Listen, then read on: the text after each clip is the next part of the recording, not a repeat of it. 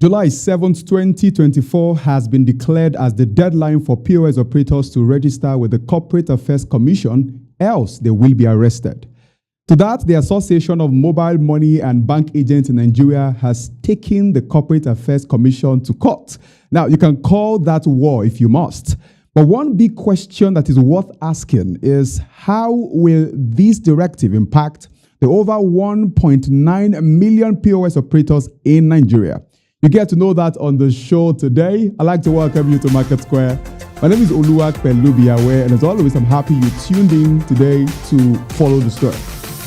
The federal government of Nigeria, through the Corporate Affairs Commission, has declared a 2-month registration deadline to point of sales companies to register their agents, merchants, and individuals with the commission in line with the legal requirements plus the directives of the Central Bank of Nigeria. Now, on that list, you have agents of OPay, you have agents of Paystack, you have agents of MoneyPoint, Paga, PalmPay, you also have QuickTeller.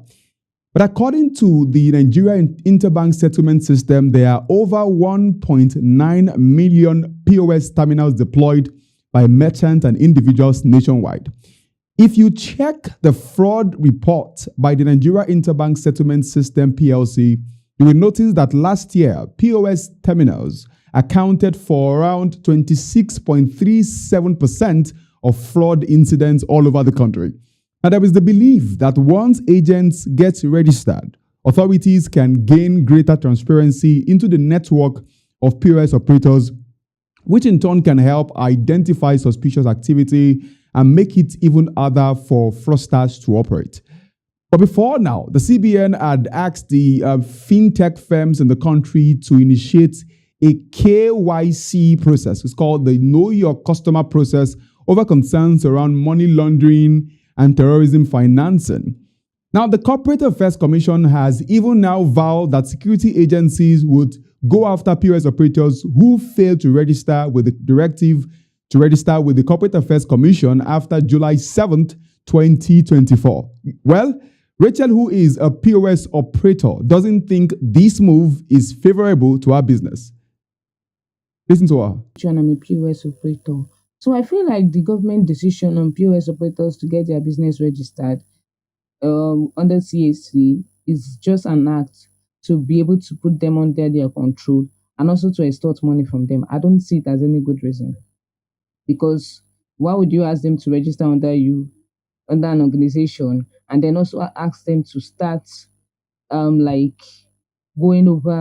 stop having to accept new customers just because you feel they are gaining more customers than other commercial banks? That's just an act of fraudulent activity to me. Thank you. Given the many reports and posts online, it feels like Rachel has spoken for many POS operators in Nigeria. But what do customers have to say about this? Let's hear from Success, who does his transaction most times through POS operators. All right, my name is Success Ibitoye, and I'll be speaking on the federal government directive to POS operators to register with the Corporate Affairs Commission.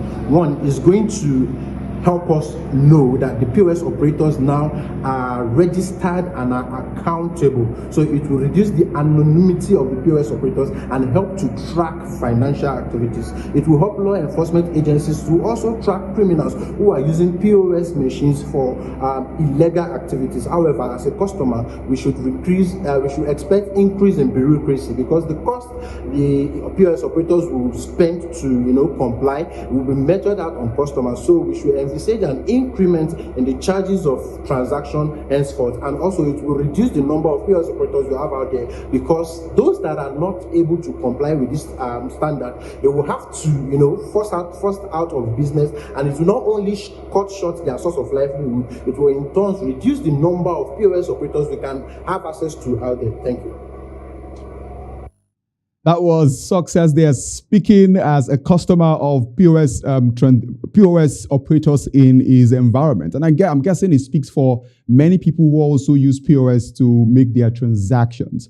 To discuss this even more, I have with me the National Public Relations Officer of the Association of Mobile Money and Bank Agents in Nigeria, to be specific, the body, the association that has taken the federal government to court. Welcome, Mr. Ogungbayi Olajide Ganio. Welcome. Thank you for welcoming me. Thanks for inviting me to the program. So glad to have you on the show today. The federal government of Nigeria has asked that the POS operators in Nigeria register with the Corporate Affairs Commission before July 7, 2024, and has even threatened to arrest those who don't comply with that directive. And it looks like a good move, even with the stated fact that it will improve financial inclusion and security in the country. What do you think about this? Well, we can look at it from two angles. Yeah, federal government has the right to give policy direction on the way they feels because they are more inclined and they are having daily report of security threats to the system. But the question is this: most of the companies that have been registered before now, that are just portfolio businesses that doesn't have physical address, does that even stop people perpetrating fraud? No. A lot of businesses have been opened in Nigeria through CAC. They have their CAC, duly certified by CAC. But for crying out loud, same entities have been seen to do what?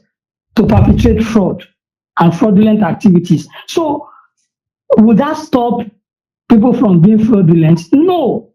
What happens to BVN and NIN? BVN and NIN, we are made to believe, is brought about to stem the issue of fraud and fraud-related cases, terrorism, money laundering, and all that. So what happens to that?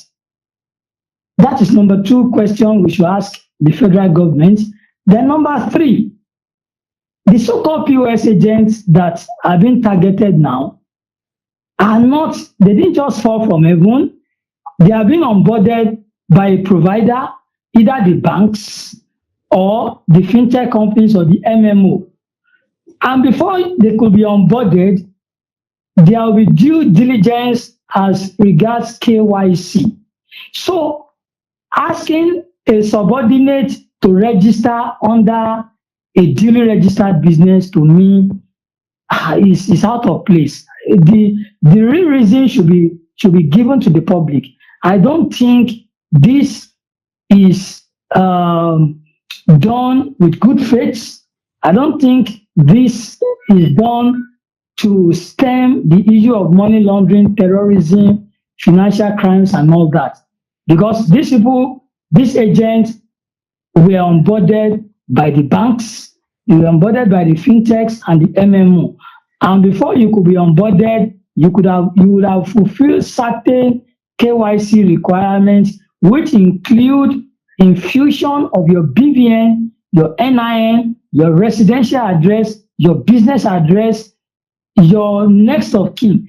These are parameters that can stem people from doing illegal things, because you can easily track them through that, not through CAC. So that is Ammban stand. But Well, you've made some valid point with respect to the fact that some of the policies the government has rolled out in the past didn't quite yield the expected returns as promised. And you mentioned them so wonderfully. But can we say that there is any good in the move at all? Can we say that the move by the federal government that has asked the POS operators in Nigeria to register with the Corporate Affairs Commission, can we say this move is a good move?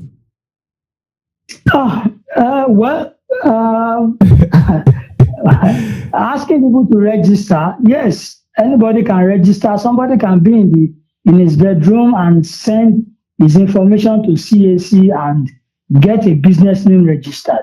But that doesn't stop that person from perpetrating evil. So let the federal government come through CAC to tell us the real reason. Is it to generate more revenue, or is it just to stem money laundering, terrorism, and all that? Because if the latter is the motive, then we have EFCC in place, we have the police in place. We have DSS. Come to think of it, just some days ago, the same federal government again came out with cyber security levy, which to Ammban or to our association and our members is another way to distort the economy. Not because we are already groaning under a lot of levies here and there. If I give you a retinue of charges and levies an ordinary POS operator will go through, then you will understand that the issue of financial inclusion has been propagated by the federal government, and the CBN may eventually be eroded. And when that is eroded, then we'll be talking about job loss, and it will have multiplier effects on the economy. So to us, CAC may not achieve terrorism, curbing terrorism, stemming, reducing money laundering, and all sorts of illegal activity in the financial sector. Well, it looks like every move by the government now is aimed at making more money. Like you mentioned already, you mentioned cybersecurity levy. You also mentioned the removal of electricity subsidy. Just yesterday, Monday, we saw some members of the National Labour Congress go on the field there to protest that they want the tariff hike reversed. And I personally also know that for a business to register with CAC, it's not a free thing. You don't just go there and say, register me. You have to pay something. So for somebody watching this right now, will you tell us in 30 seconds, just run us through 30 seconds of how a business owner can register with the CAC? Yeah, all you need to do is visit their website and input all your necessary details as required.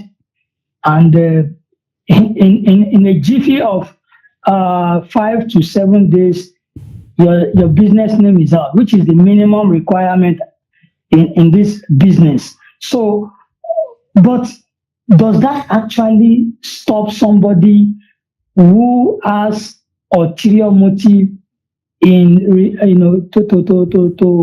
to stop illegal activity of money laundering and all that? No.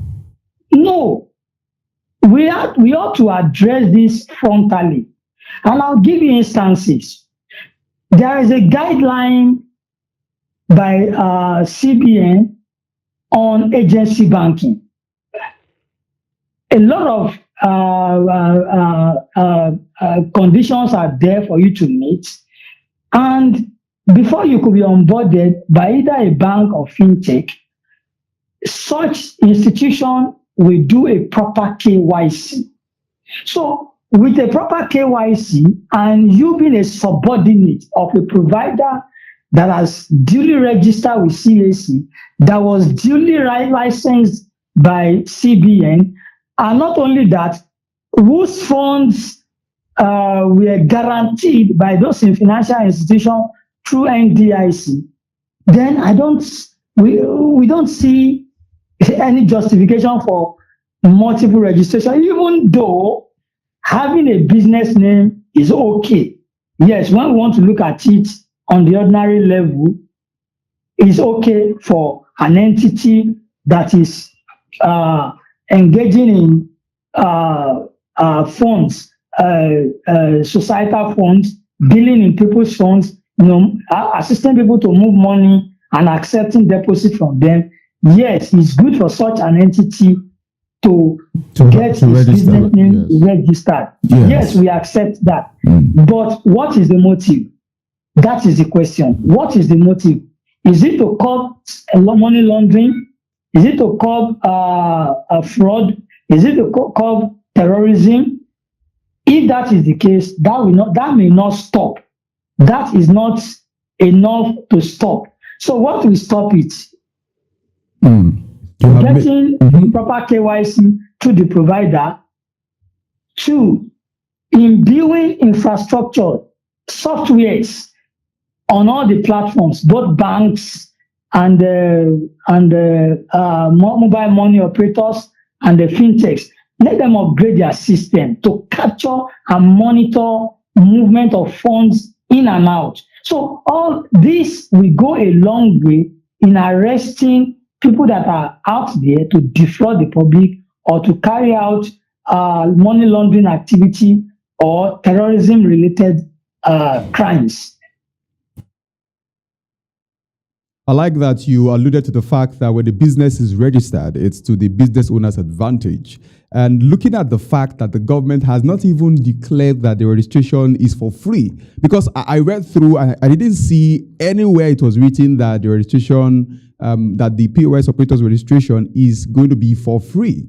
And knowing fully well that in Nigeria today, there are over 1.9 million agents, of which 70% are sub-agents. Now, it doesn't look like the government will go back on this because as I speak to you, there's a threat, and like you know already, that whosoever doesn't register before July 7th will be arrested. What do you recommend are measures that the government can, just put in place to reduce the burden on POS operators all over the country? It could be to reduce the registration fee, or even to scrap it totally, to say, come and register. If you register from this time to July 7th, you won't pay anything. So what would you recommend as a measure by the government to encourage POS operators, secondly, to ensure that it doesn't affect so many POS operators in Nigeria? Okay, yes, you have also preferred part of the solution to this.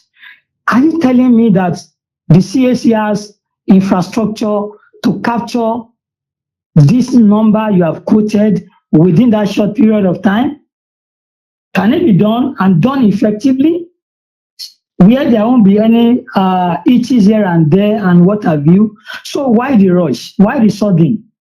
If financial inclusion has been in place since 2012, this is 2024, for God's sake. This is about 12 years running. So why the rush suddenly? Why not give enough time lag for people to get themselves registered and do the proper KYC if that is what the government feels? So why the sudden fire brigade approach into our issues? We are just less than 3 months to come. So if the government can make the time more longer than what it is, fine. Then the issue of registration, I would have expected that, okay, you want to bring everybody on board, you want to have their data, and you want to harvest their information probably for future plannings and for other engagements, or to arrest situation of money laundering, kidnapping, terrorism-related cases and all that. Why not subsidize the issue of registration for this niche set of the society? Don't forget, this is not only CAC charges they are paying for their shop, they are paying for local government fees. Each of the transactions they do also come at a cost. They buy data on their machines. They pay their staffs a whole lot of payment, including energy costs. So one will have expected that, okay, for the niche, because these are niche businesses, these are SME businesses that are just trying to make ends meet. So one will have expected that government will be magnanimous enough to say, okay, for this set of people, we will be giving you at a subsidized rate of probably, instead of 20,000 or thereabouts, or 15,000, okay, we'll be giving to you at 5,000, at 10,000 naira. Then we will know that, yes, the government is having the welfare of the citizen at heart. Mind you, all this will still have negative effects on the financial inclusion of the federal government. 2 weeks ago, we were in Abuja. Ammban is in Abuja to partake in the financial national workshop on economy and the financial inclusion that was having the vice president in attendance. and we have a lot of industry player. We have CBN representative there. We have a former CBN governor, Emir Sanusi, also there. So a whole lot of things are happening in the financial inclusion sector, and government need to leverage on the gain so far, not bringing more issues that will slow down the momentum. So one would have expected, just like I said earlier, that government should reduce for this set of people. Wow, thank you very much for being a part of this show today, Mr. Ogugbayi Olajide Ganiu. And we look forward to a favorable outcome of the court case I woke up to see this morning in the news. Thank you for joining. It's time to visit the market and know what it will cost to get things this week. Market Square reporter Favor Eya, over to you.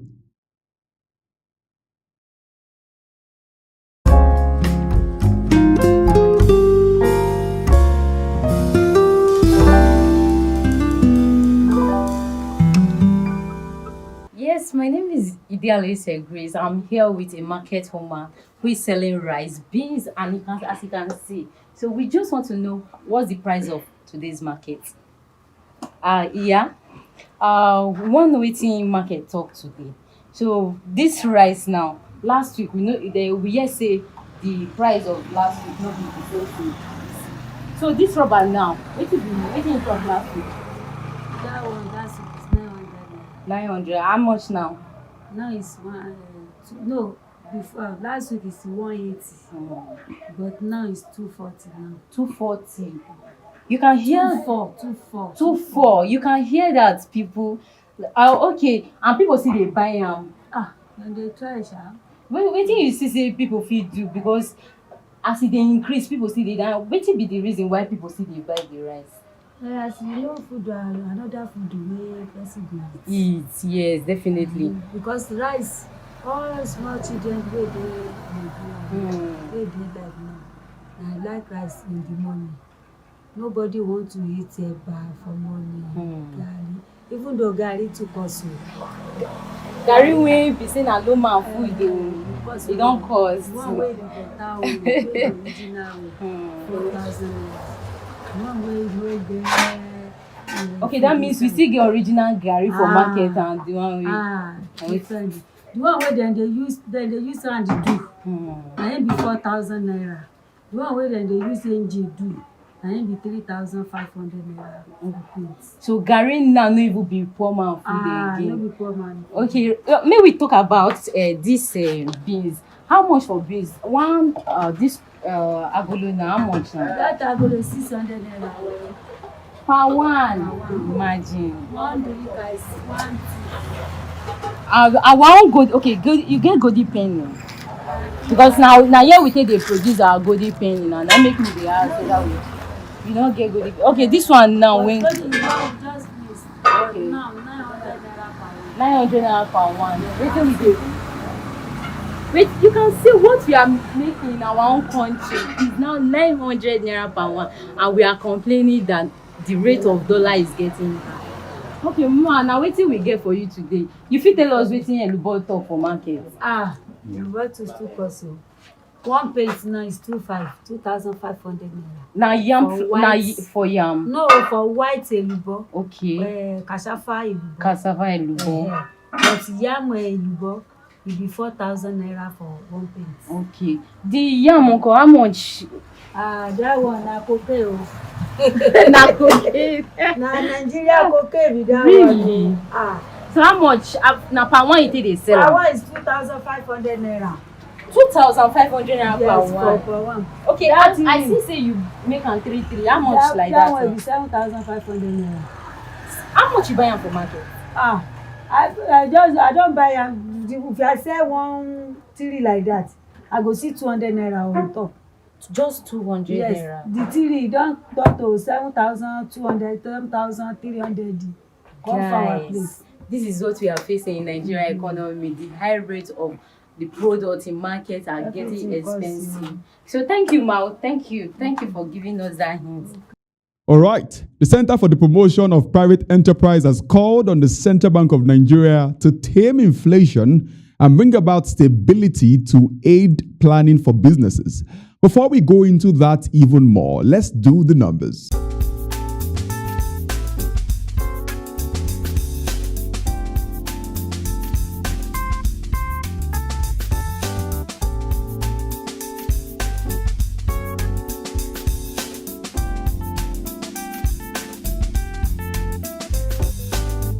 The NGX All-Share Index declined by 0.53% and closed at 97,708.74 basis points compared to the previous day's loss of 0.02% to close at 98,233.76 basis points.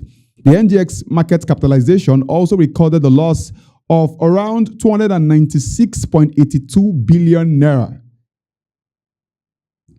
The value of naira on the Nigerian Autonomous Foreign Exchange Market depreciated by 1.98% as the NatFest rate moved from 1,426.62 thousand naira per dollar to 1,455.51 naira per dollar, while the Bureau de change rate depreciated by 2.15% from 1,453 naira per dollar to 1,485 naira per dollar.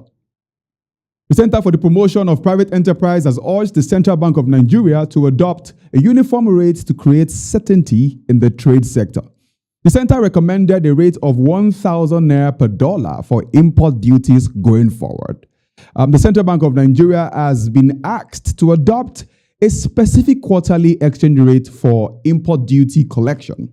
This was stated as a measure towards addressing the problems associated with frequent changes in custom exchange rates and general volatility of the foreign exchange market. Now, just before this particular headline, this particular part of the show, I read to you the exchange rate at the moment. How that naira depreciated on the Bureau de change rate by 2.15%, and it also depreciated on the NatFem rate by 1.98%. And this is a call. This is a call that the Central Bank of Nigeria should peg the exchange rate for those importing to the country at 1,000 naira per dollar. In a statement signed by the Chief Executive Officer, Dr. Muda Yusuf, he lamented the effect of irregular changes in the custom duties exchange rate, stating that it is inimical to production and planning and will worsen the inflation rate in the country and increase investment risk. Noticeably, in the first quarter of year 2024, the exchange rate changed 28 times. And in April last month, the exchange rate changed 10 times, 10 good times in April. These changes can compound international trade uncertainties for Nigerian businesses and will hinder Nigeria from hitting the set growth target.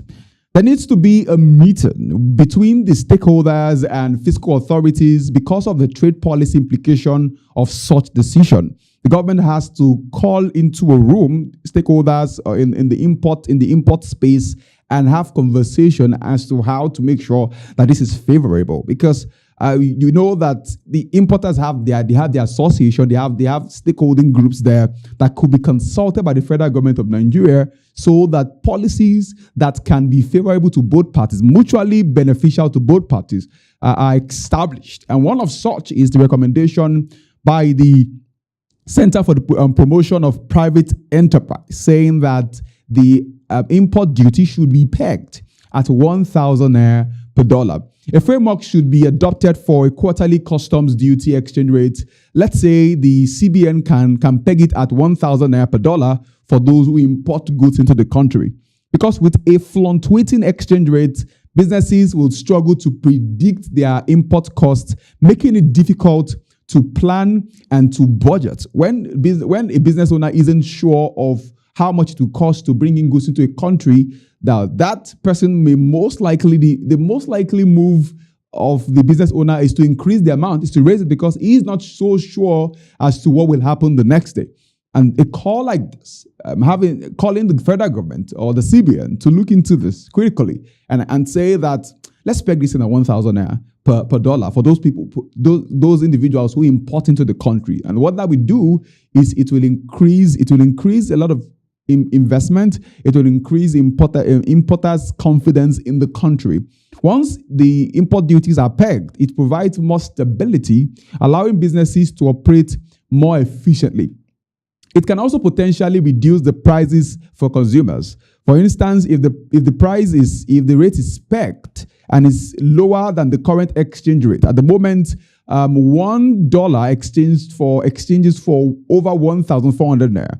And let's say if the rate is pegged and the pegged amount, 1,000 naira, is lower than the current exchange rate of over 1,400 naira, the cost of imported goods for businesses could decrease. And this decrease could then be passed on to consumers in the form of lower prices. Because the idea is every time a business owner buys something for a higher amount, the persons who will pay for that difference are the consumers. And once this is pegged, something happens to the price of foodstuffs in the market. We saw the figures for the month. For the month of March. Food inflation was over 40%, and this move can just be a move in the right direction for the government of Nigeria. As we pursue inflation from 33% to about 28%, because I think the vision or the goal of central bank is to reduce inflation to around 28 or 29% from what it was in March, which was 33%, before the second quarter of the year. Once import duties are pegged, once the government can peg the import duty, it will help to stabilize import prices, which would potentially slow down inflationary pressures in the country. Thank you for joining today. It's been an incredible time having you join me on the show today. Do well to follow us on all our social media platforms, on Facebook, on Instagram, on LinkedIn, on Twitter, on YouTube. Follow us and you will get updates as soon as we have them. My name is Oluwapelumiyawe. I look forward sincerely to see you on the next one.